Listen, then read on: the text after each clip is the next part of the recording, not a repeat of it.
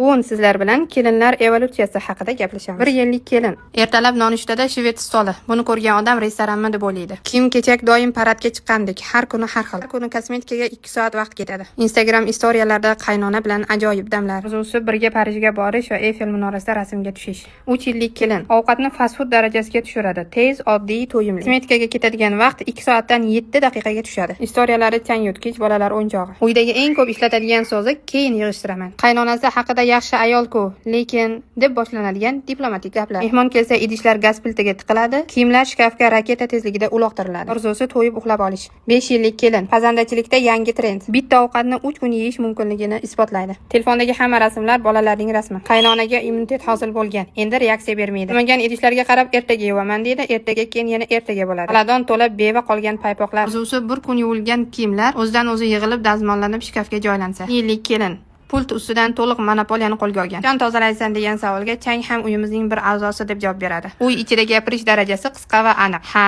yo'q, keyin. Doim qulay. Uy xalati yangi milliy forma. Instagram istoriyalari. Men hali tirikman. Xolodilnikni ochadi, 5 minut qaraydi, keyin qayta yopadi. Hech narsa olmaydi. Bu ham stressni davolash usuli. Shu o'rinda kelinlarga maslahat. Kiyimlarni oqartirishda akvamarin mahsulotidan foydalaning. Ajoyib natijani guvohi bo'lasiz. Qaysi bosqichdasiz? Kommentariyada yozib qoldiring.